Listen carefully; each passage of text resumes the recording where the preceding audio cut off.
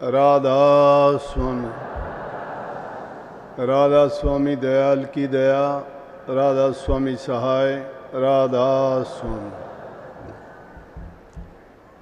प्यारी साध संगत जियों, आज के पावन दिन के बारे में सभी को जानकारी है या होगी।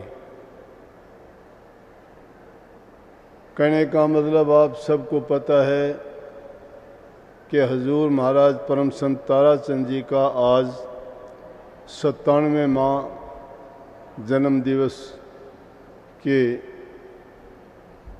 उनकी याद में हम सब सत्संग आयोजन कर रहे हैं।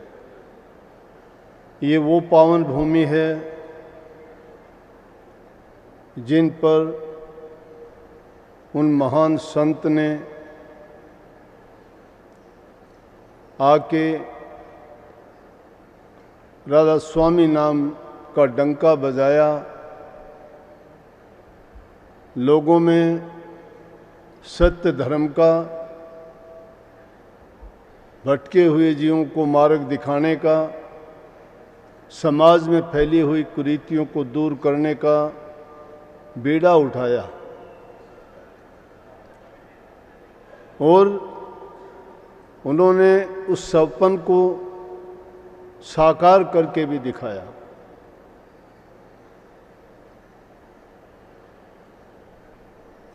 गांव में, हमारे प्रदेश में, जहां धर्म के बारे में, नाम भक्ति के बारे में, गुरु के बारे में लोगों को ना इतनी जानकारी थी और ना ही गुरु के महत्व को, नाम के महत्व को समझते थे, ऐसे हालात में उन पूर्ण पुरुष का ही काम हो सकता है कि ऐसे लोगों के अंदर भी जागृति पैदा कर दें जो किसी भी प्रकार से भक्ति के रास्ते और अपने जीव के कल्याण की बातों को नहीं जानते थे। राधा स्वामी मत, जिंदा मत किस लिए है?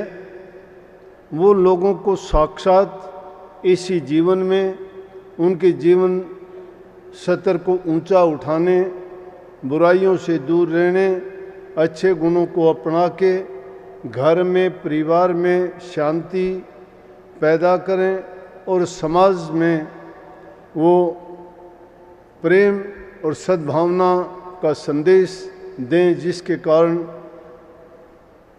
जो बुराइयां फैली हुई हैं, आपसी द्वेष ईर्ष्या बढ़ती जा रही हैं, छोटे बड़े का भेदभाव जो था वो ख़त्म करने के लिए संतों ने ऐसे बीड़े उठाए और उन्होंने साक्षात करके दिखाए।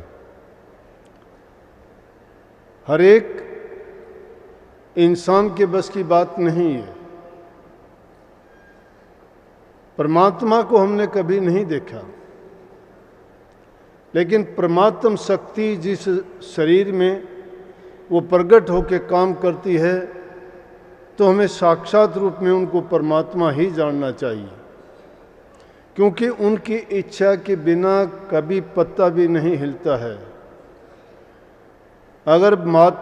अगर मालिक नहीं चाहता तो इंसान लाख कोशिश करे कुछ नहीं कर सकता, परंतु जहाँ मालिक की रज़ा और मौज होती है और अगर इंसान नेकी के रास्ते पर चलता है तो साक्षात मालिक की शक्तियाँ उसके साथ आके सब काम पूर्ण करवाती हैं और जैसा वो चाहता है वैसा ही होता चला जाता है। इसका साक्षात प्रमाण आपको दिखाने और बताने की ज़रूरत नहीं।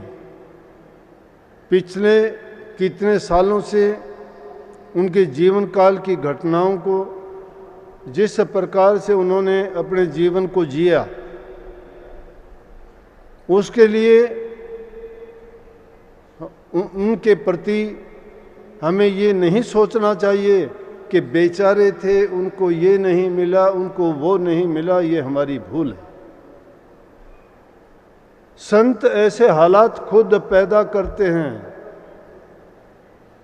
जिस तरह से वो आम आदमी की तरह जीवन जिएं, आम लोगों की समस्याओं को समझें और उनमें रहते हुए ही उनको ये विश्वास दिलाएं कि देखो, गरीबी में भी, तंगी में भी, भूखा रह के भी, लोगों के विरोध के बावजूद भी प्रभु की भक्ति कैसे की जा सकती है, कैसे अपने आप को हम ऊंचा उठा सकते हैं उन्हीं के बीच में रहते हुए। तो उनके प्रति संवेदना जाहिर करते हैं। कई बार सुनते हैं ना कि उनको पानी नहीं मिला, उनको मांगी लस्सी नहीं मिली। अरे उनके मुख से कहने की बात कुछ और थी। वो अपना दुख जाहिर नहीं प्रकट करते थे। संत तो दुखों को मेटने के लिए आते हैं। वो तो दुनिया के दुखों को मेट के सुख का दरिया बहा देते हैं। और उसका प्रमाण ये है कि बीज जब डाला जाता है, पैदा बाद में होता है, फल उसके बाद में उसके लगते हैं, तब पता लगता है ये पौधा क्या था और किस प्रकार से इस पौधे ने हमें ये फल इसका दिया है, जिसका स्वाद चख के हम कहते हैं कि ये बहुत मीठा था। अगर हम उस बीज को ये कह दें कि बीज गंदगी में पड़ा था, बीज कुर्डी में डला था, बीज मिट्टी में दबा हुआ था, बीज मिट्टी में दबा था, लेकिन उसके लिए यही तो कहा है कि मिटा दे अपने हस्ती को, अगर कुछ मर्तबा चाहे कि दाना खाक में मिलकर गुले गुलजार होता है। जब तक उसे खाक में नहीं गिरता है वो गुले गुलजार नहीं होता, पेड़ नहीं बनता, फल नहीं दे पाता। उस जमाने में ये हालात थी, कोई एक आध की बात नहीं है, बहुत लोगों की ये हालत थी। खाने को रोटी नहीं मिलती थी, करने को काम नहीं था, मजदूरी भी नहीं मिलती थी।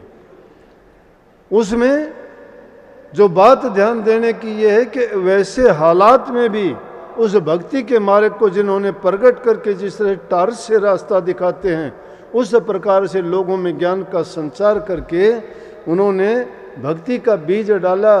और नया नाम, जिसको कि लोग इतनी आलोचना करते थे कि ये तो नया नाम, क्या नाम है, स्त्री पुरुष का नाम है, ये तो आदमी की पूजा करवाते हैं, परमात्मा का तो नाम ही भुला दिया। अब जहाँ ऐसे अज्ञान का प्रचार, कुछ ज्ञानी लोग, कुछ समाज के ठेकेदार, धर्म के ठेकेदार, इन बातों को लेके बड़ी आलोचनाएं की, लेकिन जो उस मालिक का संदेश लेके अवतरित होके आते हैं, ये छोटी मोटी काल की शक्तियाँ, ये चीज़ें उनको रोक नहीं पाती, उनके रास्ते में किसी भी प्रकार से बाधा नहीं कर सकती। गुरु किन को कहते हैं? गुरु उसी को तो कहते हैं जो सबके दुखों को, सबकी बातों को, सबके हालात को अपने अंदर समा लेते हैं। फिर तो गुरु नहीं है, गुरु तो दूसरे के कल्याण के लिए, उनको रास्ता दिखाने के लिए, अज्ञान मिटाने के लिए ही तो आते हैं। तो ये हमारे लिए गर्व की बात है। कोई कहता है अनपढ़ थे। अरे अनपढ़ता का मतलब नहीं समझते। अनपढ़ तो वो लोग हैं बड़ी बड़ी डिग्रियां लेके भी काम कैसे करते, मूर्खों वाले काम करते हैं। वो पढ़े लिखे हैं। संत जो विद्या पढ़ते हैं वो विद्या कागजों में, ग्रंथों में और शास्त्रों में नहीं लिखी गई। संत उस परा विद्या के धनी होते हैं जो सब भाषाओं को अपने अंदर समेटे हुए है।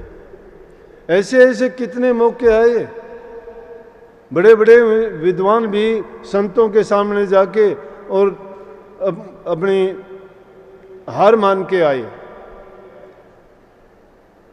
क्योंकि उस विद्या को तो संत ही जानते हैं। अब किताबी ज्ञान किसी को हो गया, किसी ने कोई उपाधियां प्राप्त कर ली, डिग्रियां ले, शाब्दिक ज्ञान है वो ज्ञान सिर्फ हमारे रोजी रोटी तक सीमित है, हमारी बुद्धि तक का काम करता है, हमारी सोच इतनी ही है। लेकिन पराविद्या जो है मन, बुद्धि और इंद्रियों से दूर की बात है। वो यहाँ की नहीं, 3 लोक नहीं, 4थे लोक की बात है। शारीरिक, मानसिक और आत्मिक दर्जों से भी ऊपर जाके वो विद्या मिलती है। तो जिसके पास वो विद्या है उसको आप अनपढ़ कैसे कह सकते हो? हाँ, निरक्षर थे वो, उनको निरक्षर कह सकते हो, अक्षर ज्ञान नहीं था, लेकिन शब्द ज्ञान था। अक्षर और शब्द में भेद है। जो शब्द का भेद है जिसको मिल गया उसमें बाकी का शब्द की महिमा संतों ने गाई है कि शब्द से सारी त्रिलोकी रची गई है। ये शब्द का सारा भेद है। शब्द से सब कुछ बना है। जितना कुछ हमें नदी नाले पर्वत आकाश पाताल जीव जंतु पशु पक्षी चराचर के जितने भी वनस्पति ये चीज़ें हमें इस दुनिया में नज़र आती हैं, ये सारी की सारी शब्द के द्वारा रची गई हैं। तो उस शब्द की महिमा संतों ने जानी है, अक्षर की बात नहीं। उस अक्षर के बारे में तो कह दिया क्षर अक्षर नी अक्षर पारा, उसके पार है वो चीज़। सर भी नहीं है, अक्षर भी नहीं है, नी अक्षर भी नहीं है। वो स्थूल सूक्ष्म और कारण से भी ऊपर की चीज़ है। जो जिसने वो विद्या जानी हुई है उसको उसके बारे में ये कहना बहुत गलत है। और अगर ये कहते हैं कि उनको जिनको एक मालिक का साथ चाहिए वो दूसरे साथों की उनको ज़रूरत नहीं होती। संसार के साथी तो स्वार्थ के साथी हैं, कभी भी साथ छोड़ जाएंगे। उन्होंने तो कभी दूसरे साथियों को माना नहीं। लेकिन एक अकेला जब कोई चल पड़ता है और उसके पीछे चलने वाले जब पड़ते हैं तो रास्ता बन जाता है। वो चलने वाला आगे चलने वाला है, उसको रास्ता बनाना और खोजना पड़ता है। उसी को तो गुरु कहते हैं।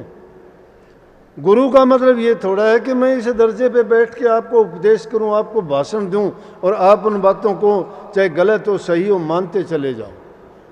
गुरु का मतलब है उनके अज्ञान को दूर करके उनको वो रास्ता दिखाए जिसके कारण उनके जीवन की कमियां दूर हों और जीवन में खूबियां आ जाएं, शांति उनको मिल जाए। जिन चीज़ों के लिए ये जीव संसार में तड़पता है, भटकता है और रात दिन उन्हीं के लिए अपना सब कुछ लुटा देने के लिए तैयार रहता है, उन मिथ्या चीज़ों की बारे में ज्ञान दे के उनको ये समझाना है कि जिन चीज़ों के पीछे हम भागते हैं ना ये किसी की रही हैं, ना किसी की थी और ना रहेंगी। ये तो जिस जगह पे हम आए हैं यहाँ की चीज़ें अपना रूप बदलती गई। जहाँ टीले थे पहाड़ थे वहाँ आज मैदान हो सकते हैं, जहाँ बस्तियाँ नहीं थी वहाँ शमशान है आज, और जहाँ शमशान थे वहाँ आज बड़ी बड़ी बिल्डिंगें खड़ी हुई हैं। जहाँ झीलों में पानी रुकता था आज वहाँ बड़े बड़े महल हैं, लेकिन बड़े बड़े बने हुए किले भी आज पहाड़ों के ऊपर उनमें सुन्नी और कबूतरों की आवाज़ आती है, इंसान नहीं है उनमें। प्रकृति अपना रूप बदलती रहती है, लेकिन उस बदलते हुए परिवेश में ऐसे हालात में अगर उन चीज़ों को हम अपना मानते हैं तो ये गलत है। संतों ने यही चीज़ सबको खोल के बताई है। इसीलिए मैं कहता हूँ कि हजूर परम संत ताराचंद जी महाराज एक जगह नहीं कई जगह गए, नाम की खोज में गए। नाम उनको कोई भी दे सकता था, कोई भी शिष्य बना सकता था। उस ज़माने में गुरु बनने वाले बहुत थे, जिसको 2 शब्द आ जाते थे गुरु बनने के लिए बड़ा ललायित रहता था। ये गुरु की पदवी बहुत लोग प्राप्त करना चाहते, पल्ले चाहे उनके कुछ भी ना हो, कुछ भी ना जानते हो, लेकिन अगर उनके पास कुछ भी नहीं है, ज्ञान नहीं है, जो खुद भटका खाएगा वो दूसरे जीवों को कहाँ लेके जाएगा। बड़ा कठिन काम है। हर प्रकार से उनको सब प्रकार के दुख बर्दाश्त करने पड़ेंगे, सहन करने पड़ेंगे। हम सोचते हैं कि इनको ये कष्ट और दुख है, लेकिन उनको कष्ट और दुख नहीं होते। वो जानते हैं कि ये सारा का सारा कर्म का खेल है, कि जिस इंसान ने जैसा कर्म किया है कर्म का फल है। कर्म का फल भोगने के लिए सब कोई इस दुनिया में आता है, और जो जो कर्म उनके साथ बीतते चले जाते हैं उस परिणाम को भोगते हुए वो लोगों को इस संदेश देते हैं। कई लोग इसको भी गलत मानते हैं कि संत थे तो उनके साथ ऐसा क्यों हुआ, वो बीमार क्यों हुए, उनको तकलीफ क्यों हुई। अरे संत तो दुनिया से भी गए, 5 तत्व का पुतला है। जितना उनका काम था वो अपना काम करके कहीं दूसरे, संत जाते थोड़े ही हैं। उनकी ज़रूरत और किसी प्रदेश में होगी जहाँ उनकी ज़रूरत होती है, जितनी उनकी ड्यूटी होती है उसको वहाँ निभा के अगली जगह पे वो चले जाते हैं। वो मालिक के हुक्म में और रज़ा में राजी रहते हैं। इसलिए संतों के बारे में ये बात सोचने की ज़रूरत नहीं है कि उसके साथ ये क्या हुआ, क्यों हुआ। अरे इतना उनके बारे में विचार करने के बजाय हमें अपने बारे में विचार करना चाहिए कि जो इतने दुखियों के, गरीबों के, पापियों के, दुष्टों के, नीचों के जीवन को संवारते हैं, तो उनके वो बुरे कर्म उनके जीवन को बिगाड़ थोड़े सकते हैं। उन्होंने वो कोई ना कोई संदेश देने के लिए दुनियावी लोगों को ऐसी घटनाएं अपने जीवन में जोड़ लेते हैं जिसके कारण कई तो उनको देख के दूर भाग जाते हैं और कई उनको देख के पक्के दृढ़ हो जाते हैं, क्योंकि वो उस चीज़ को समझ जाता है वो पक्का हो गया, और जो उसको दुनियादारी की चीज़ों की चाह थी वो वहाँ से भाग खड़ा हुआ संतों के पास नहीं टिक सकता। अंधेरा और प्रकाश दोनों इकट्ठे नहीं रह सकते। रवि रजनी एक साथ कभी नहीं आई, रात और दिन इकट्ठे नहीं रहते कभी भी। अगर दिन का उजाला होगा तो रात का अंधेरा गायब हो जाएगा। संतों के पास वही जीव आके ठहरते हैं कि जिनको अपना कल्याण कराना है और जो उन्होंने संतों की मति में अपनी मति को जोड़ दिया। जो उनकी मति के विरुद्ध अपनी मति रखता है संतों के सामने टिक नहीं सकता, रह नहीं सकता। उनकी या तो दुनियावी ख्वाहिश होंगी जो उसको यहाँ से वहाँ, वहाँ से वहाँ लिए फिरती हैं, वो ख्वाहिशें पूरी नहीं होती। इंसान का शरीर पूरा हो जाता है, किसी की आज तक पूरी नहीं हुई। लेकिन इंसान अगर गुरु की शरण में जाकर टिक जाता है और गुरु के वचन की पालना करता है तो सारी की सारी चीज़ें हमारे पास उसी प्रकार से हैं जिस प्रकार से छाया के पीछे भागते भागते छाया भागती चली जाती है, लेकिन रुकने पर छाया हमारे कदमों में ही आके ठहर जाती है। इसी प्रकार से दुनिया के पदार्थ और चीज़ें ऐसी हैं कि इनको तलाश करने की, पकड़ने की कोशिश करते हैं, लेकिन हाथ नहीं आती है। हाथ आती हैं, छूट जाती हैं, निकल जाती हैं।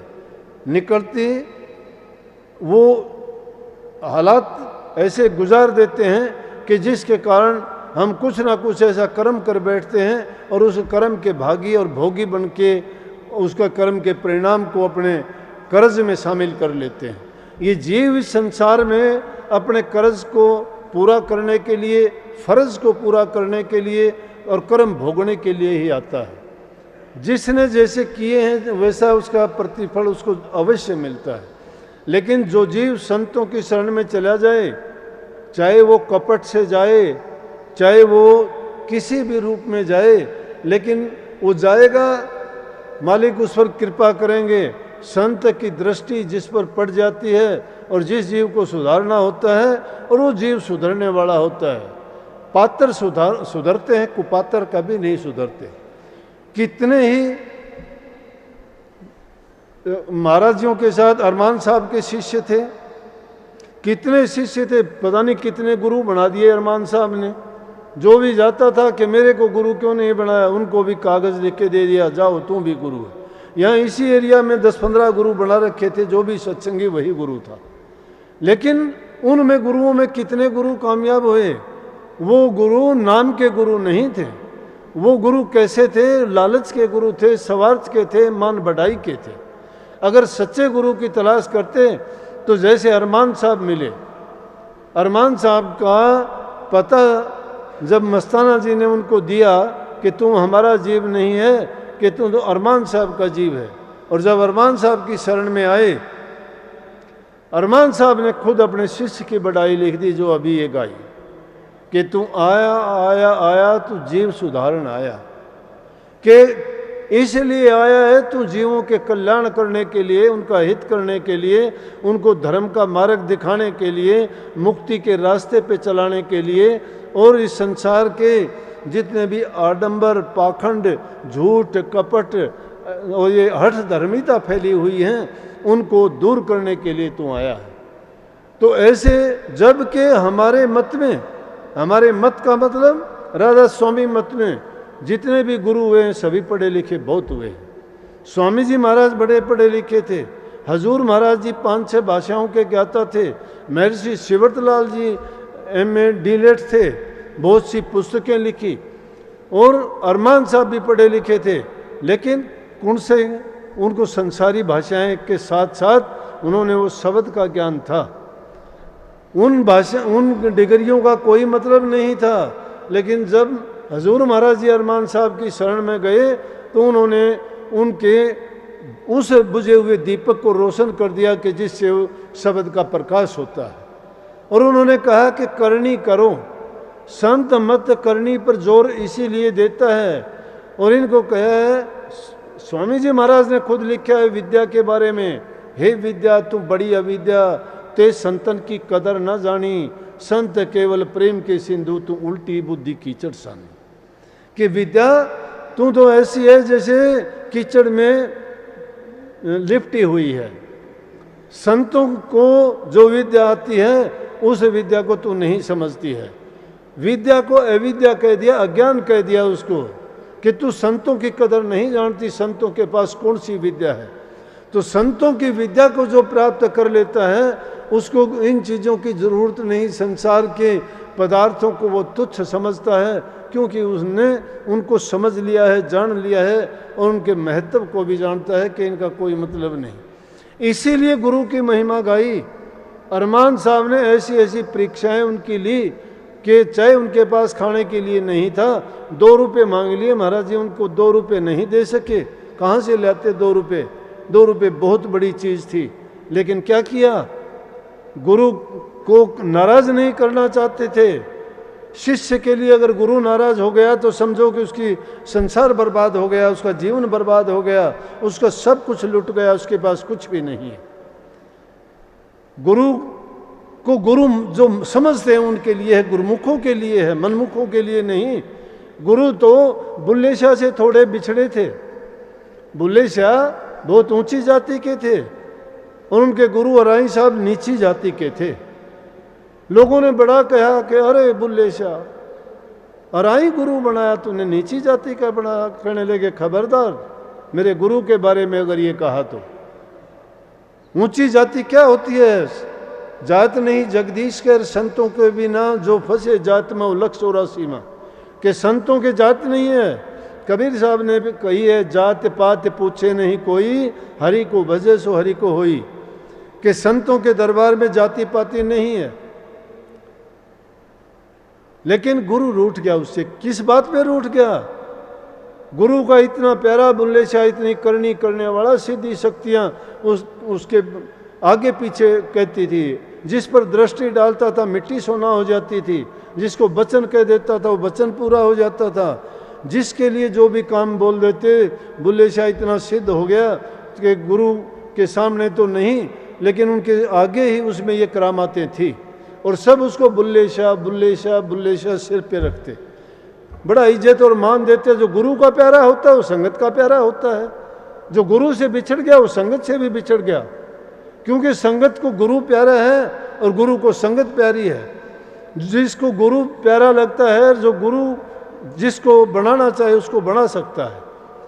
तो उसने सोचा कि हाथ जोड़ के विनती करी। परिवार में कोई शादी थी, कहने लगे कि राई साहब से कि जी मेरे घर में शादी है परिवार में, और आपका निमंत्रण है, आप शादी में ज़रूर आना। बोले भाई ज़रूर आऊँगा, लेकिन अगर नहीं ब्यास किया तो कोई बात नहीं, कोई तो आएगा। बुल्ले शाह की परीक्षा लेने के लिए खुद नहीं गए। राई साहब ने एक दूसरे शिष्य को भेज दिया। लेकिन जब बुल्ले शाह के घर गए और वहाँ जाके उन्होंने कहा कि भाई संदेश दो, मैं गुरु के दर से यहाँ आया हूँ, गुरु ने मुझे भेजा है, शादी का निमंत्रण दे के आए थे ये, और अब वो मिले भी नहीं है, काफ़ी देर होगी। बहुत देर के बाद एक बार आया, बुल्ले शाह देख के उसको चला गया, ना पानी की पूछी ना आओ भगत की। अरे गुरुमुख का तो अगर गुरु के दरबार का कुत्ता भी चला जाए तो उसके पैर छूता है कि अरे गुरु के दर से आया है, तो गुरु के पास से आया है, तेरे में गुरु की सुगंध आती है, तेरे में गुरु के गुण नजर आते हैं, तू धन्य हो गए। हम तो तू गुरु के दर्शन करके आया, तेरे दर्शन करने से मेरे भी कर्म और पाप कट जाएंगे। ये आस्था है, ये दृढ़ आस्था, ये गुरुमुखों की भाषा है, आम आदमी की भाषा नहीं है ये। हम तो कुछ करते भी नहीं, कुछ देख के समझते भी नहीं, और जानते तो हैं ही नहीं। जब जानते नहीं, समझते नहीं, करते नहीं, तो कल्याण कैसे? बनने से नहीं होता, होने से होता है। बनने के लिए तो रावण भी साधु बन के गया था, लेकिन माता सीता को चुरा के लाया था, बना था वो साधु हुआ नहीं, बना था। बनने से नहीं होता, होना चाहिए। होना चाहिए। होने के अंदर बड़ा आदमी को अपनी ताकत लगानी पड़ती है, बड़ा त्याग करना पड़ता है, बड़ी साधना करनी पड़ती है, बड़े दुख सुख सहने पड़ते हैं, दुनिया की मलामत बर्दाश्त करनी पड़ती है। वो बेचारा भूखा प्यासा 1 दिन रुका, 2 दिन रुका, आके गुरु से दे दिया संदेशा कि जी मेरी तो कोई पूछ नहीं की उन्होंने। बोले अरे, बोला तो चलो तेरी नहीं की तो हम भी उसको छोड़ देंगे आज से। बुल्ले से वापस आया, कहने लगा दरवाज़ा बंद कर देना और उससे कह देना नहीं घुसेगा अंदर, दरवाज़ा बंद है उसके लिए, दरबार में नहीं आएगा। जब आया तो जो दरबारी थे उन्होंने गेट बंद कर दिया, नहीं आने दिया। कहने लगा अरे मैं बुल्ले शाह हूँ। बोला कोई बुल्ले शाह नहीं है, गुरु का हुक्म ये है तू अंदर नहीं आ सकता। बोला एक बार संदेश दे दो।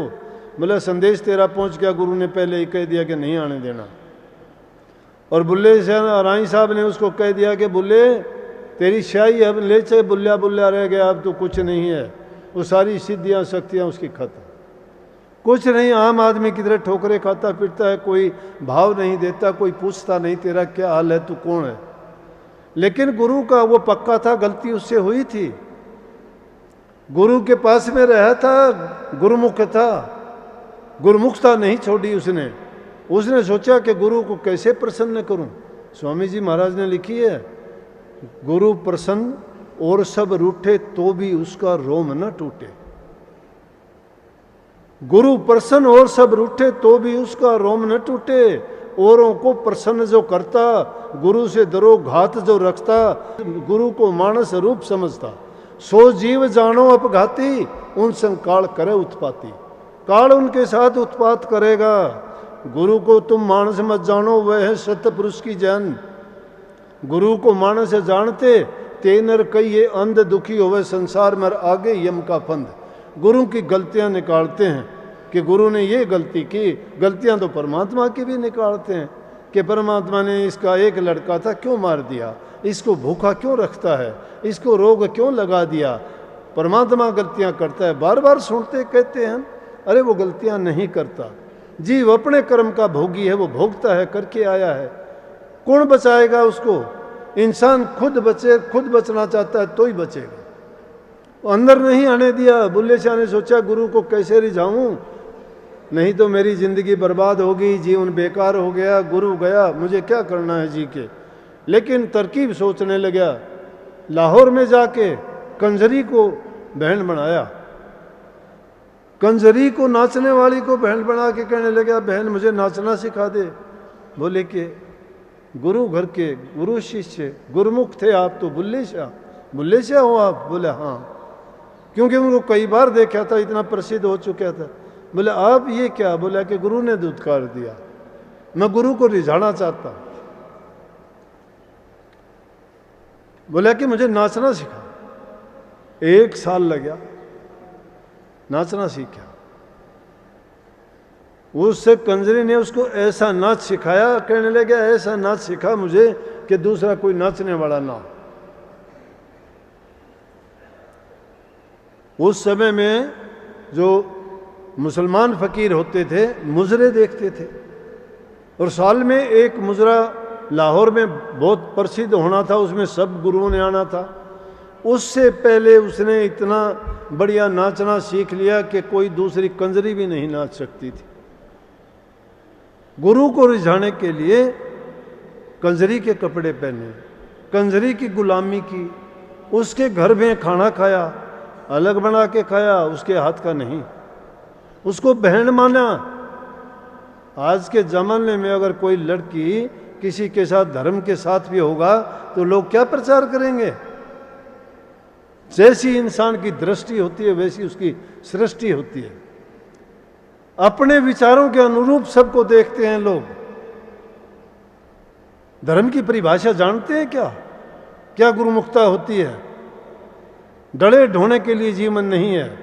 जीवन को संभालो, अच्छे कर्म करो, नेकी के रास्ते पर चलो, किसी को धब्बा और दाग ना लगाओ, धोना बड़ा कठिन हो जाएगा। दाग तो कोई किसी को लगा देगा, लेकिन क्या धो सकता है क्या कोई उसको। बस ऐसे हालात उसने पैदा किए।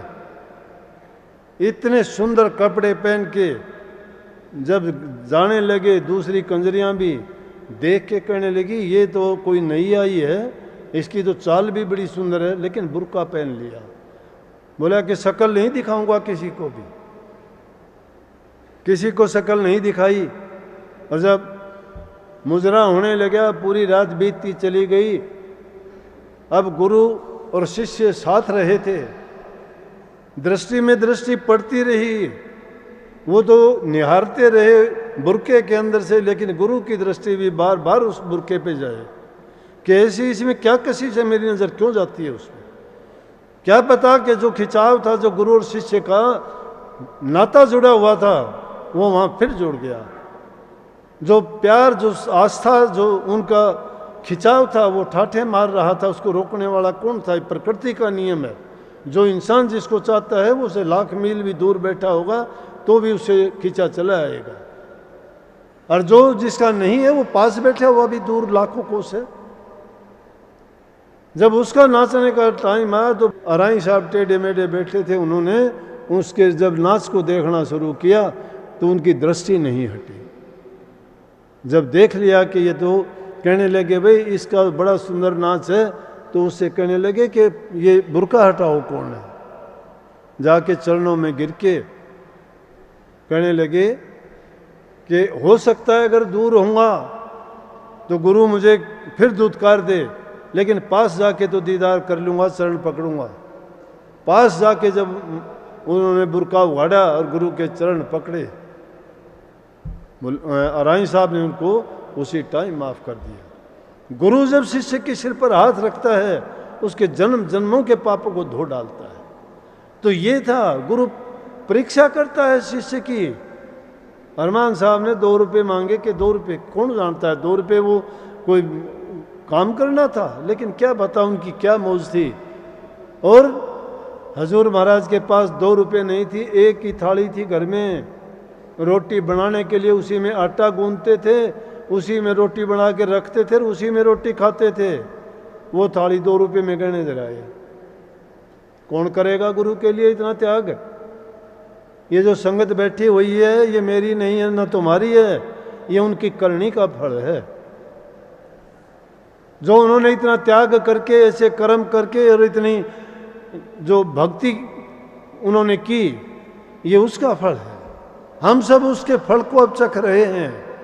हमारी क्या सामर्थ्य है? लेकिन भागी हैं वो जीव जिन्होंने उनके दर्शन भी किए, वो सौभाग्य हमें मिला। धन्य है, हमारा जीवन सफल है। हमें इस बात का कोई अंदेशा नहीं। जिंदगी का अंत तो सबका होना है, 2 दिन पहले या 2 दिन बाद में, लेकिन धन्य कर दिए इस जीवन में। वो दीक्षा दे के जीवन को वो बना दिया कि जिसके लिए लोग तड़पते हैं, कितने कितने कष्ट उठाते हैं, और औरों का नाम क्यों लें जिसमें हमारे ही हजूर महाराज जी ने कितने कष्ट उठाए। और भी गुरुमुखों की जितनों की मिसाल देखोगे, हजूर महाराज जी दूसरी गद्दी के गुरु स्वामी जी महाराज ने कह दिया कि नहीं आएगा कोई भी मेरे पास दर्शन करने के लिए, लेकिन गुरुमुख थे, बिना दर्शन के कैसे रहते। उन्होंने झांकी में से झांक के एक दिन खिड़की खोल के देखे, और देखते ही स्वामी जी महाराज ने खड़ाऊं मारा फेंक के, उसके सिर में लगे और खून आया, और वो हंसने लगे। शिष्य हंसता है और बोले कि खड़ाऊं रोजाना मार लिया करो, लेकिन दर्शन रोजाना करने दिया करो। भक्ति आसान काम है क्या? हम तो भक्ति आनंद के लिए, खुशियों के लिए, सुख के लिए, स्वार्थ के लिए, दुनियावी पदार्थों के लिए, संतान के लिए, बीमारी को दूर करने के लिए गुरु के पास जाते हैं। अरे गुरु के पास क्यों नहीं जाते? जीव का कल्याण करवाने के लिए। कितनी भारी भूल है। ये चीज़ें तो संसार में मिल जाएंगी। गुरु जो देता है वो लेने वाली चीज़ को कभी समझोगे कि नहीं। गुरु ने जो नाम दिया है उसकी कमाई करनी सीखो।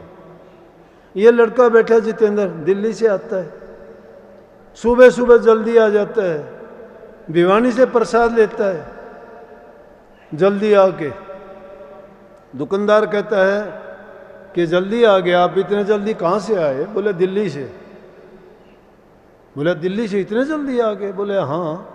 बोले कहाँ जाते हो? बोले दिनोद। बोले महाराज जी के पास? बोले हाँ। बोले महाराज जी कुछ बताते हैं? इसको हंसी आई। बोले हाँ सब कुछ बताते हैं। तुम कब से आते हो? बोले कि हम तो 15 साल से 20 साल से आते हैं। बोले इतनी दूर से आते हो तो आपने 15 साल में क्या पाया? बोले जो 15 साल में पाया वो तुझे 2 मिनट में बता दूं मैं। हमने जो 15 साल में पा लिया वो तुझे 2 मिनट में बता दूं क्या? अरे संतों से क्या मिलता है कि जिसकी जैसी दृष्टि हो, विचार हो, वो वैसा ही सोच लेता है कि कोई किसी काम के लिए, कोई किसी काम के लिए।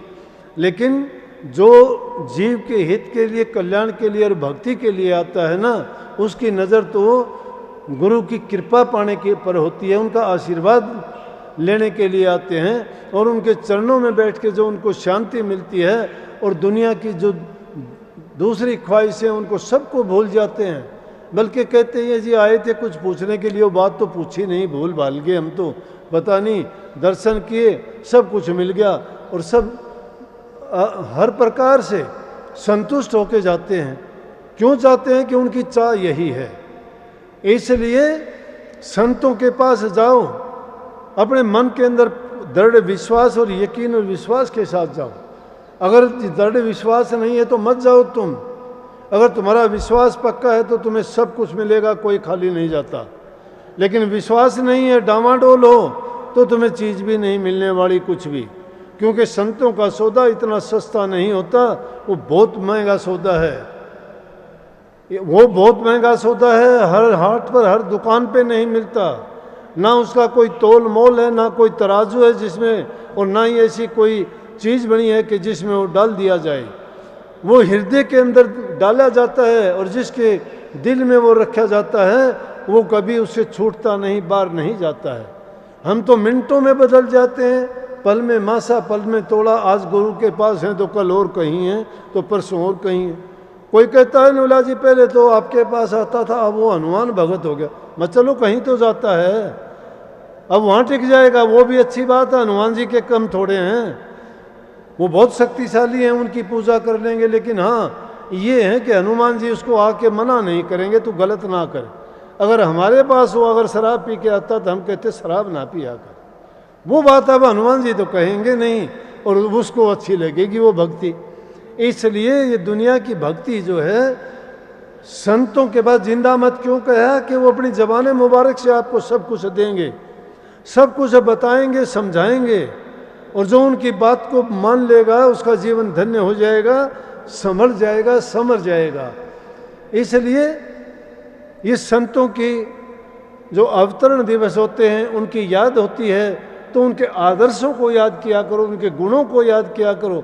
उन्होंने जो जीवन में किया है उसको पर चलना सीखा करो कि उन्होंने ये करके ऐसा पाया था, तो हम भी अगर ज़्यादा नहीं कर पाए तो कम करें, लेकिन गुरु के बताए हुए रास्ते पर अगर चलेंगे तो हम भी अपनी मंजिल को जरूर पा लेंगे। जीवन बड़ा बहुमूल्य है।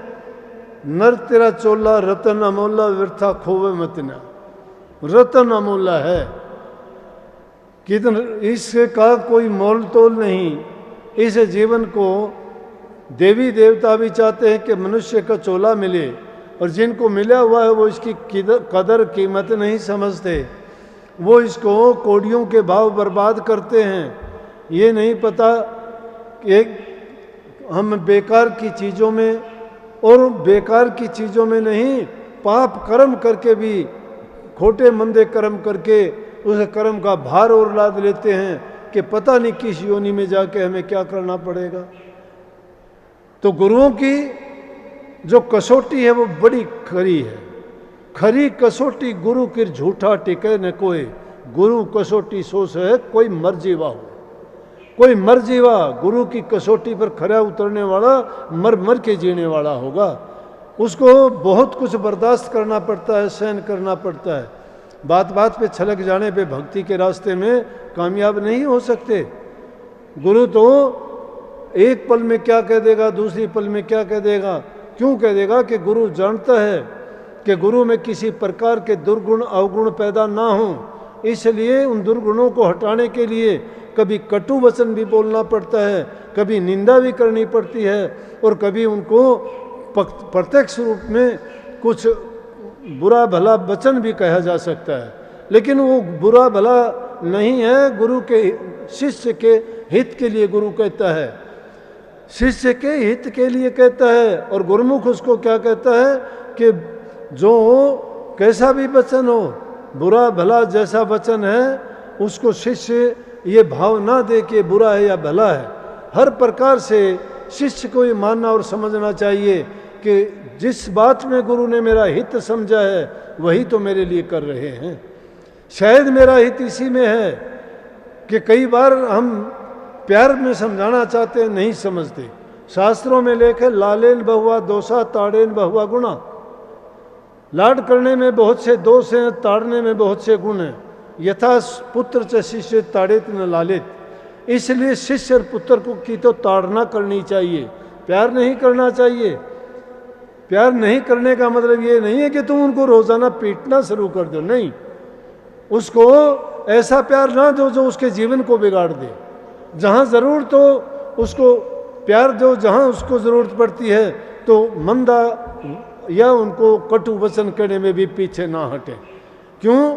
अगर कोई हम ऐसा करते हैं तो समझो कि उस बच्चे को, अपने शिष्य को या पुत्र को मीठा जहर दे रहे हैं।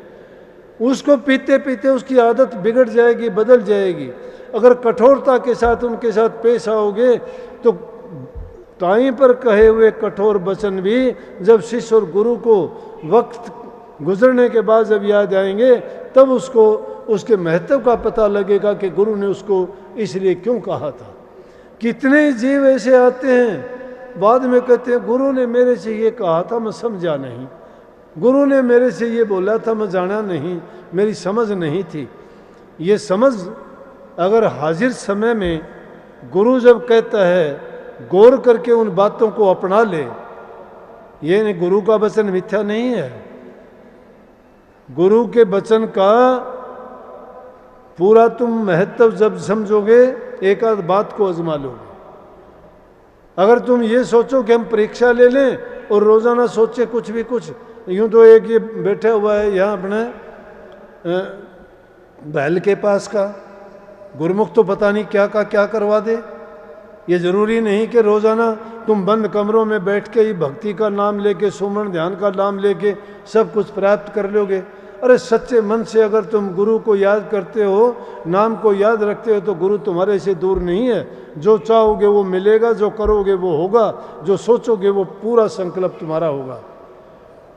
इससे कहने लगे, ने बोला बारिश कितनी हो जाएगी रे? बोला 200 आंगड़। मेरा 200 आंगड़, अपना उंगलों से गिनते हैं ना बारिश को। दूसरे तीसरे दिन फिर बोले, ने बोला बारिश कितनी होगी? बोला 200 उंगड़। वो बारिश इतनी ज़्यादा हुई वो उंगड़ गिनने में नहीं आई। अब इससे कहने लगे तेरी 200 उंगड़ बंद कर ले भाई। वो माफ़ी मांगता आके बोला जी माफ़ करना, मैंने गलत कर दिया, मैंने कहना नहीं चाहिए थी ये बात। नहीं बोला वो कहते रहे, मैं उतनी बताता रहा 200। तो गुरुमुख जो चाहे वो करे। गुरुमुख के मस्तिष्क में, गुरु के विचार में, गुरु की जबान में, शिष्य की जबान में गुरु विराजते हैं। शिष्य अगर गुरुमुख है तो यूँ समझो गुरुमुख का जबान से गुरु का वचन निकलता है, इसलिए गुरुमुखों की बढ़ाई गाई गई है। और गुरुमुख ही पंथ को आगे बढ़ा सकता है, आगे चला सकता है। गुरु के हुक्म की आज्ञा का पालन करना ही बहुत बड़ी बात है, क्योंकि गुरु की आज्ञा में सब कुछ छिपा हुआ है। उसको सिर्फ समझने की, उसको परखने की ज़रूरत है। लेकिन हमारे पास परख की आंखें कब होंगी? परख की आंखें वो रखता है जिसके हृदय में सच्चा प्रेम है, गुरु के प्रति पूरी आस्था है। जब तक आस्था नहीं, विश्वास नहीं, श्रद्धा नहीं, यकीन नहीं, प्रेम नहीं, तुम्हारा भाव नहीं बनेगा। भाव नहीं बनेगा, जिस चीज़ का भाव नहीं बनता उसका कुछ नहीं मिलता। भाव भक्ति, भक्ति भाव की होती है। अपने मन के अंदर पूरा भाव पैदा करो और फिर देखो कि आपकी बातें भी सच्ची अगर नहीं हो जाएं तो। एक सत्संगी थे कहीं और के, उनके पास कहने लगे, गुरु के पास जाके कहने लगे, गुरु जी मेरे को ये तकलीफ़ है, वो है, बताओ। कहने लगे ध्यान में बैठा कर अपने आप ठीक हो जाएंगे। अरे ध्यान में तो जब बैठेगा उसको मानसिक शांति होगी, घर में शांति होगी, उसको बेचारे को तो दूसरी बातों की पड़ी है। जिसके मन में शांति नहीं वो किस चीज़ का ध्यान करेगा, किस नाम का सुमरण करेगा। वो मेरे पास आके कहने लगे इसी तरह से बात है। सामाजिक बात सामाजिक तौर से ही सुलझाई जाती है। जब बताई उनको कि आप ऐसे कर लेना, उन्हें जाके कही, कहने लगे, उनके घर वाले कहने लगे जी 1 महीने से सोए नहीं थे, ये चैन नहीं था रात दिन का। बोला आपने क्या बात कही, इनको क्या मंत्र दे दिया, आराम से सोते हैं, कोई चिंता ही नहीं है। सहज भाव में ऐसी क्या बात बता दी। हमने तो गुरु से पूछा तो कहने लगे कि ध्यान किया करो। ध्यान अब कैसे करें? मैं बोला ध्यान करना तो मैंने भी बताया आपको, लेकिन मैंने किस चीज़ का ध्यान करना बताया? मैंने उन बातों का ध्यान करना बताया जिनसे तुम्हारा समाधान निकल जाए। उन्होंने जो बात बताई, उन्होंने तो ऊंची सीढ़ी पे बैठ के बात बता दी कि अभ्यास करो। उस अभ्यास के दर्जे पर जाएंगे जब तो ये बातें ही नहीं रहेंगी। जब तक हम दुनिया में हैं, 3 गुणों में हैं, सब चीज़ों की हमें ज़रूरत भी है, लेकिन उनमें सही तरीके से बरतना, ज़रूरत के मुताबिक, हालात के मुताबिक, जिस प्रकार से उनका हम प्रयोग करेंगे उसी प्रकार से हमें दुख, सुख, लाभ और हानि भी उसमें मिलती जाएंगी। इसलिए ये सब बातें अगर हम सच्चाई के रास्ते पे चलते हैं तो ना किसी का हमने लेना है, जो हमसे मांगता है उसका देना है, क्योंकि हम सच्चाई, ईमानदारी और प्रेम के रास्ते पे चलने वाले हैं। हम भगवान में आस्था रखते हैं, नाम में आस्था रखते हैं। हम कहते हैं कि जो इंसान कर्म करेगा उसका फल पाएगा, तो फिर हम क्यों किस लिए गंदे मंदे कर्म करेंगे। संतों की शिक्षा है कि पहले घरों में अमन चैन शांति रखो, बूढ़े बुजुर्ग माँ बाप की सेवा करो, ये ज़रूरी है। जब तक आपसी प्रेम नहीं है घरों में, बूढ़े बुजुर्ग की बात मानी नहीं जाती है, तो समझो कि वो घर बस हो, बेशक बस से पा उसका कुछ नहीं होता। और जिस घरों में प्यार प्रेम है तो वो तो स्वर्ग जैसा जीवन है उनका। और जिन घरों में आपसी लड़ाई झगड़ा है, छोटे बड़े का कोई कायदा नहीं है, एक दूसरे पर विश्वास नहीं है, उस घर में लक्ष्मी वास छोड़ देगी, टोटा आ जाएगा, सबका आपस में अपनी देसी भाषा में कहते कुत्तक बाजेगा। लड़ाई झगड़े फिसाद, वो उसका लूटना चाहता है, भाई भाई का गला काटता है, बाप बेटे का दुश्मन बन जाता है, बहू सास की नहीं बनती। अरे कहाँ शांति रहेगी। उनसे ज़रूरी चीज़ है कि पहले हम सामाजिक जीवन को अच्छा बनाएं, इनमें उन चीज़ों को जोड़ें जिसके कारण हमारे मन में शांति हो, घरों में प्यार प्रेम हो, आपसी हमारा तालमेल बढ़िया हो, जिसके कारण मन में जब चैन होगा तो मैं कहता हूँ कि आपका 5 मिनट का सुमरण भी 50 दिन के बराबर हो जाएगा। लेकिन अगर मन में चिंता है, मन में दुख है, मन में कोई दूसरी बातें हैं, तब आप अगर ध्यान अभ्यास करोगे तो कहाँ से अभ्यास कर पाओगे। ना तो आप कोई चिंतन कर सकते, ना नाम को याद रखते, फिर तो आपको वही बातें कचोटती रहेंगी। इसलिए अपने पहले जीवन को अमली जामा पहनाओ, अच्छे गुणों को अपनाओ, दुर्मति को दूर करो। सुमति, जहाँ सुमति वहाँ सुख नाना, और जहाँ कुमति वहाँ दुख विदाना। सुमति गुणों का भंडार है, कुमति दुखों का भंडार है। अच्छे गुणों को अपनाओ, बुराइयों को त्यागो, अपने जीवन को सही रास्ते पे अगर लेके चलोगे तो निश्चित रूप से मैं कहता हूँ तुम बहुत लोगों के जीवन को संवारने वाले बन जाओगे। लेकिन निकम्मे आदमियों का संग नहीं कर लेना, मनमुखों का संग नहीं कर लेना। 20 साल की हुई भक्ति मनमुख आदमी का संग कर लिया, 5 मिनट में बिगाड़ देगा जीवन को। ये क्योंकि काल की शक्तियाँ इतनी प्रबल हैं कि दयाल की शक्तियाँ कमज़ोर पड़ जाती हैं उसके आगे। धर्म के, पाप के आगे धर्म झुक जाता है। जब से सृष्टि पैदा हुई थी उसी टाइम से यह हालत है। जब समंदर मंथन करके देवताओं और राक्षसों ने अमृत का कलश निकाला था, तब भी तो यही झगड़ा हुआ था। काल की शक्तियां यहां भी कितनी बार राक्षसों ने देवताओं को हराया, ऐसे ऐसे हालात पर पैदा कर दिए। इंद्र को भी इंद्रलोक छोड़ के कितनी बार भागना पड़ा, कितने बड़े बड़े राजे महाराजाओं को उन्होंने यातना दी, कितने कितने कष्ट दिए। क्यों दिए? कि काल की शक्तियां ताकतवर हैं 3 लोक में, लेकिन दयाल की शक्ति आई है नाम की, और वो संत लेके आए हैं। जितने भी ब्रह्म के अवतार आए उन्होंने राक्षसों का संहार किया, राक्षसों को मारा, लेकिन संतों ने ऐसा काम नहीं किया। संतों ने ज्ञान बांट के भलाई के रास्ते पे चलाया, अज्ञान मिटाया उनका। क्योंकि अगर तुम दुष्ट को भी सजा देते हो तो सजा के भागी तो हम भी बन जाते हैं, इसलिए सजा ना दो।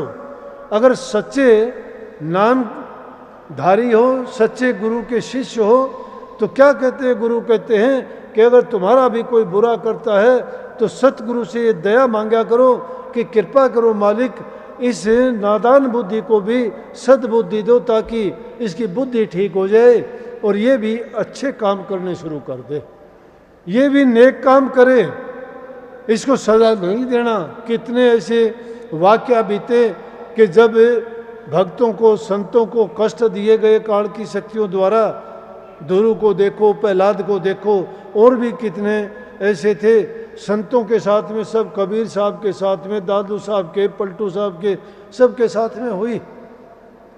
तो इसी अनेकों बार आकाशवाणी हुई कि दुनियादारी के लोग तो शायद साथ नहीं देंगे, और जब उस हालात को मालिक देखता है तो कई बार मालिक को भी अपनी जबान से ये आकाशवाणी देख के बताना पड़ता है। वो कहते हैं उनको सुनती है वो, और किसी को नहीं सुनती वो आवाज़ गुप्त है, गैब की आवाज़ है। गैब की आवाज़ कहाँ से, जहाँ से निकलती है वो गुरुमुखों को, संतों को ही सुनती है। उल्टा कुआ गिगन में 30 में जड़े चिराग, 30 में जड़े चिराग, बिन रोगन बिन बाती, जलता है 6 ऋतु 12 मास, जड़े दिन राती, निक से एक आवाज़ चिराग की ज्योति माही, गुरुमुख सुनता और कोई सुनता नहीं।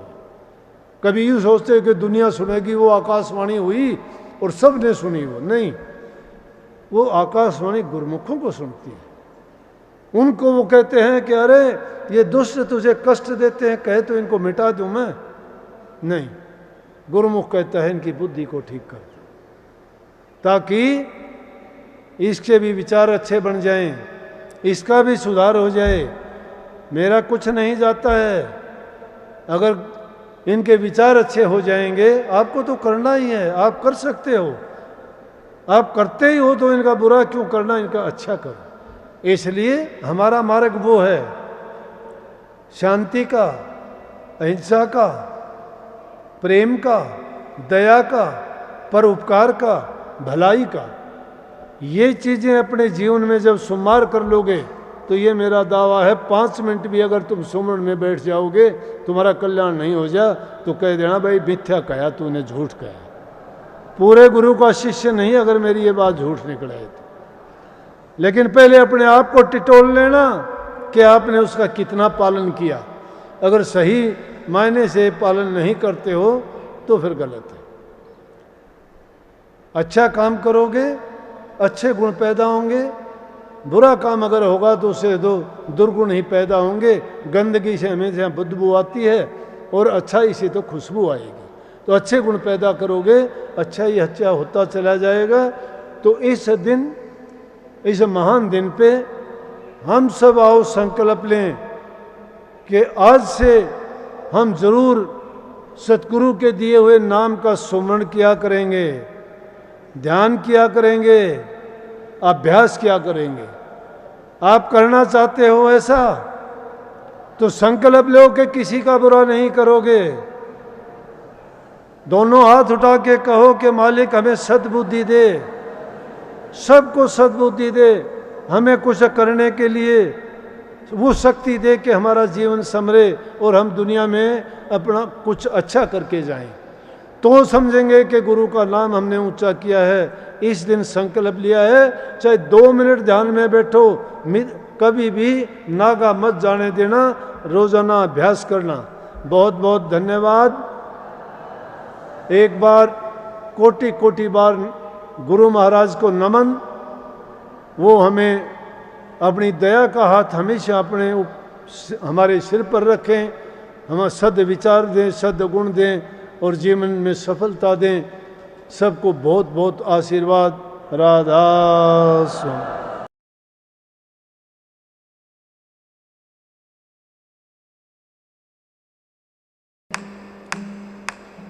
नमो नमो सत गुरु नमो,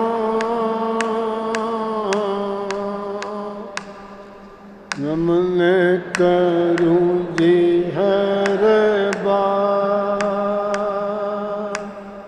चरण कमल में राखियो, मेरे सतगुरु सरजन हाथ जोड़े करूं बीनती, शरण निभाऊं सी, सतगुरु तारा चंद महाराज,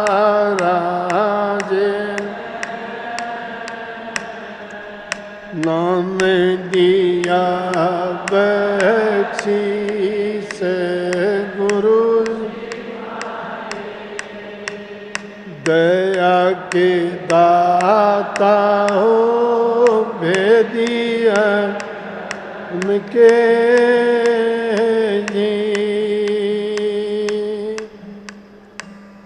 क्या मुख ले विनती करूं, लाजावत है मोह, तुम देखते हो गण किए, कैसे भाऊं तो मैं अपराधी जन्म का, नक्शे के भरा विकार, तुम साहिब दुख रंजना,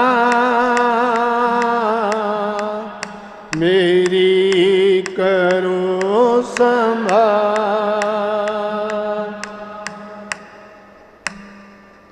दाढ़ी मूछ मुंडाई के हो गया घोटम घोटे,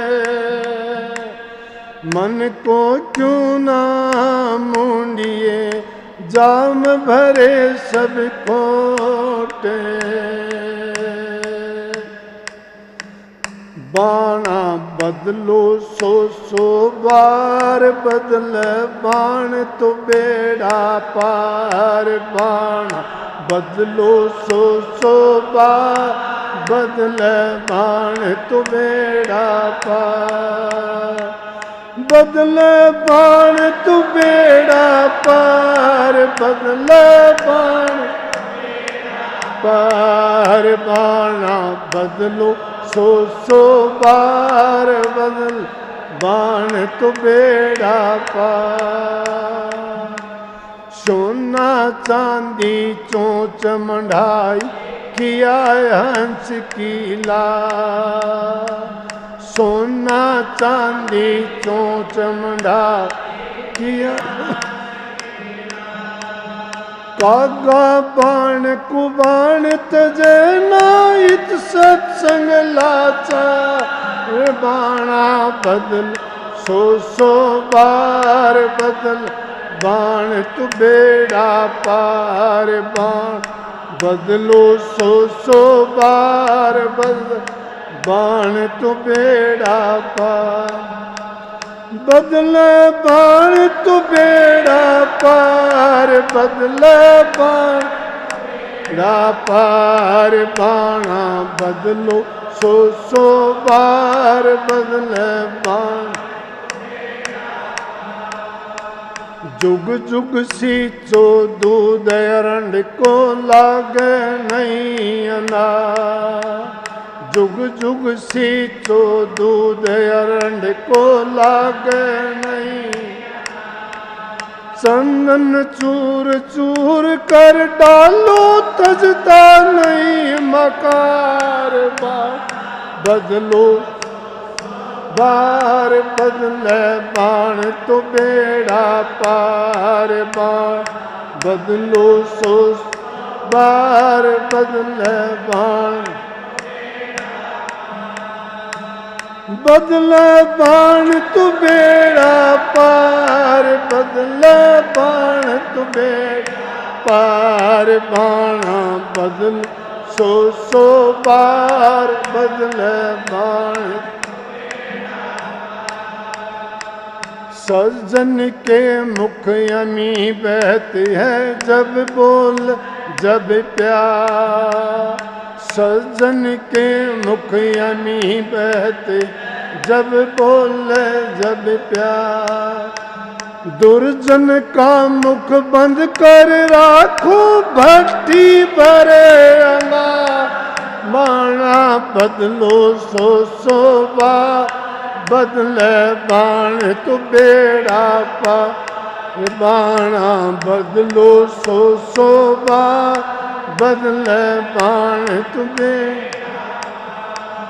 बदल बाण तू बेड़ा पार बदल बाण तू बेड़ा पार बाणा बदल सौ बार बदल बाण तू बेड़ा पार हमने अपनी सी कह दीन नहीं और सिरबा हमने अपनी सी कह दीन नहीं और सिरबा शंभुदास शरण सतगुरु की सिमर सर्जनहार बाणा बदल सौ बार बदल बाण तू पार बाणा बदल सौ बार बदल बाण तो बेड़ा पार